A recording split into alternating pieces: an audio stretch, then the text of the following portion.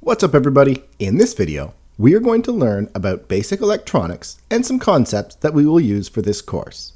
It is important to understand some basics about electronics before we start using the elements in your kit.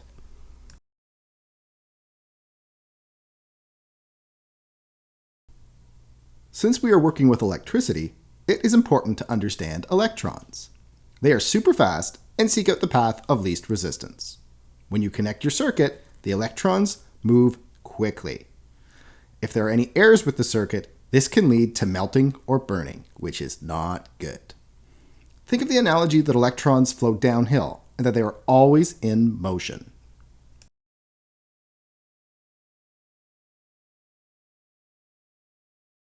In our circuits, we will control where the electrons go.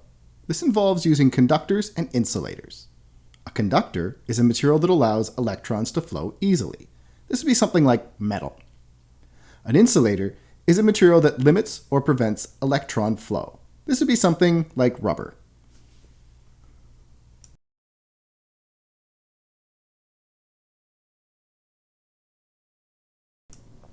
So what is a circuit? A circuit is a closed path that allows electricity to flow from one point to another. We can visualize this with a diagram of a light, a battery, and a switch. When the switch is open, there is a break in the circuit, and the electrons do not flow. As soon as you close the switch and complete the circuit, the electrons flow from the negative terminal to the positive terminal.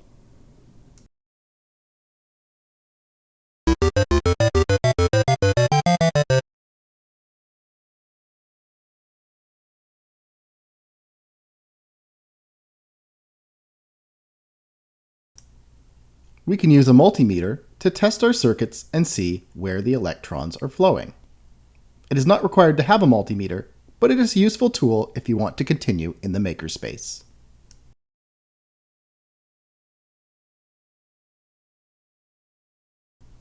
If you took physics in high school, you probably learned about Ohm's law. While we will not be doing any math together, it is good to understand that electrons flowing through circuits do obey basic rules. Ohm's law describes the relationship between voltage, current, and resistance.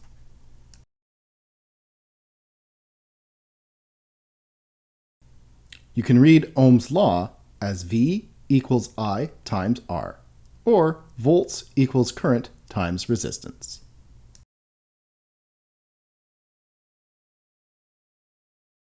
Voltage is the difference in electrical energy between two measured points. If you think of something like a battery, there are different voltages that you can use. Think of voltage as the force of electrons in your circuit. With more force, you have more power.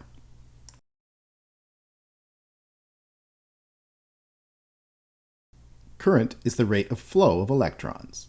Think of current like a flow of a river or a stream. Too little current and you will underpower your components. Too much current can harm your components.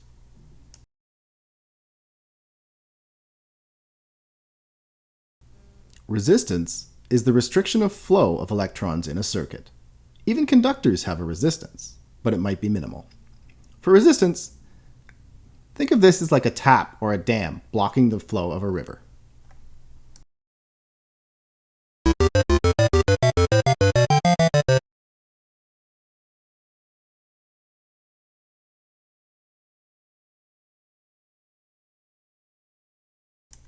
Circuits come in two flavors, series and parallel. In a series circuit, all components are connected to one another. If you remove a component, you break the circuit. In a parallel circuit, all components are connected across each other. Each can act independently of one another. Series and parallel circuits obey Ohm's law. For example, if you connect batteries in series, you will increase the voltage, but the current will stay the same. This would increase the power that the batteries supply to your circuit. If you connect batteries in parallel, the voltage stays the same, but the current increases. This would increase how long the batteries can power your circuit. If we connected 4 AA batteries in series, we would get 5 volts. the same voltage as your Arduino.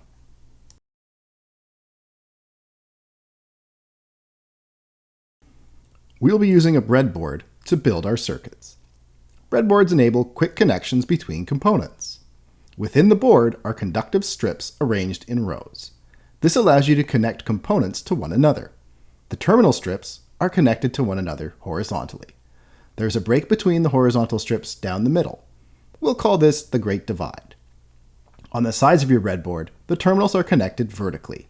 These are normally used for power and ground.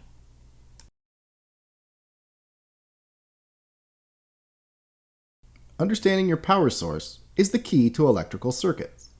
Circuits are essentially a loop of conductors that begin and end at your power source. If you look around your home, anything that requires power has an operating voltage and current.